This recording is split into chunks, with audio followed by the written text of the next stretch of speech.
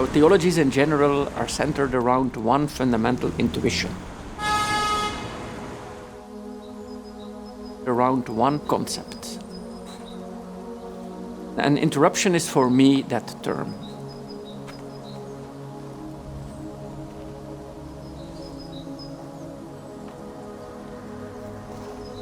It's a theological category to think about the way in which God reveals God's self today. That main insight has helped me to rediscover the rationality of Christian faith itself. Because once you see how the Christian narrative in one way or another always deals with the encounter with the other, and once you see how God reveals God's self through such encounters, then theology of interruption is the outcome of that.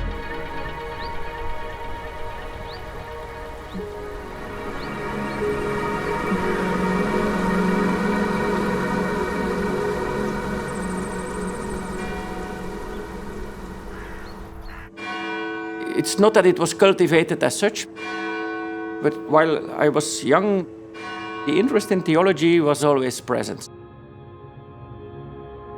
The Roman Catholic Church was everywhere, Catholic youth movements, Catholic schools. We lived in a Catholic bubble, while at the same time that bubble started to disintegrate. When I was a child, this was my parish church. This was the women's side. On the men's side, when we were small kids, we sat at this side, and then when we got bigger, we had to move to that side. But the Catholic population has diminished an awful lot, and this church has turned into a museum, one could say. We still have remnants of a glorious past. But today, the fact that these churches change in function is also very emblematic of the evolution of secularization. And in this context, I have been doing theology, and you could say my theology is precisely addressing this question. How could Christianity, as a kind of resource for meaning, function in a context of detraditionalization, individualization, and pluralization?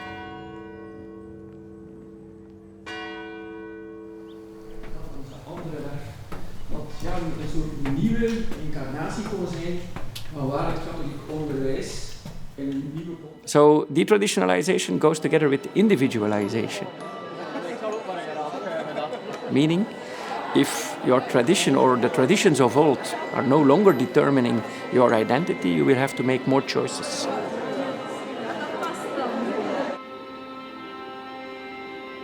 So when we construct our identity, then we have a narrative. Another way to say who you are. Nee, want ik zag het. Ik kwam eigenlijk... Ideologies are also narratives. And Lyotard, Jean-François Lyotard, you could say deconstructed them as master narratives. Master narratives often started from a dream about a perfect society. Think of communism, liberalism, capitalism. But as a matter of fact, the way they established their rationalities included or excluded otherness. And by doing so, they made victims. All our thinking forgets the otherness. Even worse, it forgets about us forgetting it. Because we always forget it.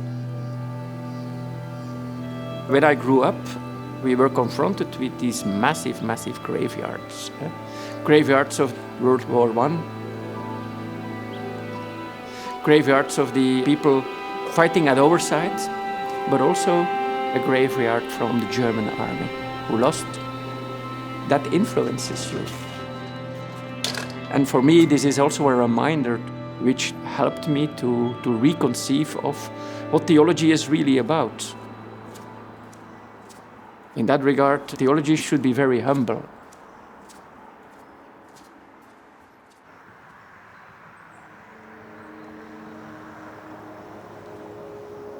Maybe it's strange that I'm saying so, but theology has no rationality of itself.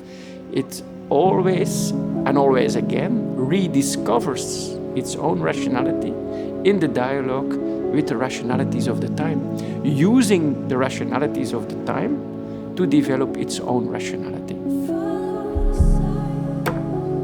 It's not so that the theological rationality can be reduced to the rationality of the time. No, it's the other way around. You could say it uses the rationality of the time to reconfigure its own rationality. And if traditions are no longer self-evident, that kind of dialogue, not despite the differences, but from within the differences, we can find a new kind of commonality.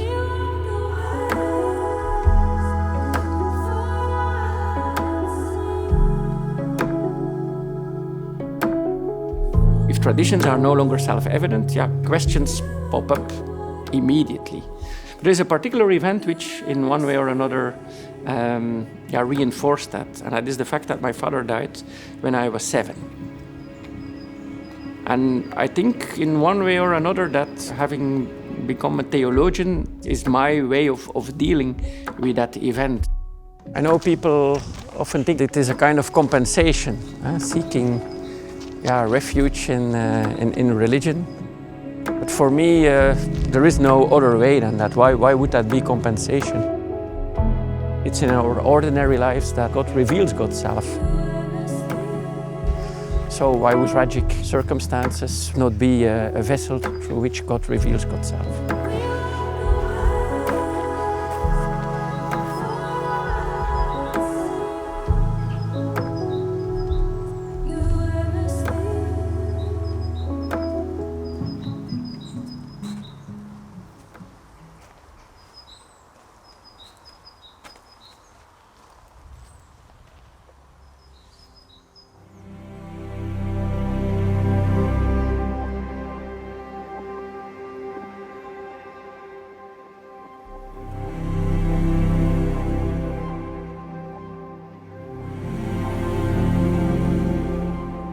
And as a matter of fact, the gospel narrative itself also reveals itself as an interrupted narrative. What the authorities wanted to end at the cross, God opened by resurrection. God reveals God's self in the interruption of the closed narrative which Jesus was undergoing. Many stories in which you could read as God interrupting people in self-enclosed stories. So if you would use that as a reading key, for instance, to Scripture, Scripture opens itself up to us in a new way. And so for me, God reveals God's self every day. But it's very difficult to live by interruption because it's undoing things. But the thing is, of course, there is something within Christianity. Once you discover it as the open narrative of love, then you cannot leave that behind. But at the same time, the deepest meaning of our lives is not in big ideas, but in very, very concrete life. Where did I encounter love to the fullest? In my relationship to my wife. The deepest of all meanings reveals itself in things which are very particular, things which are contingent. So if you want to meet God, look at Jesus, but also look at the vulnerable. There we meet God. And that's a particular one. That's that beggar at the corner of the street. It's not the beggar as a category. No, it's that beggar. Christianity is the interruption doing things to you, interrupting your narrative. Christianity is not leading away from the world, but is leading right into the world.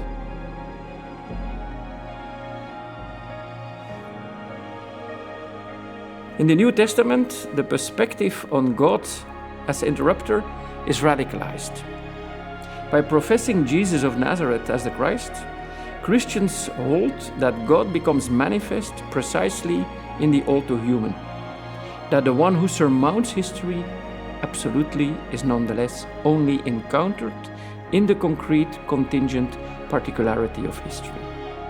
Moreover, whenever this narrative tends to close itself, it is itself interrupted, broken open, precisely by the same God who prevents the Christian narrative from closing itself. And even when God is eliminated, interruption still occurs. Belief in the resurrection is the sharpest expression of this. When narratives are forced shut, even unto death, God nevertheless still breaks them open.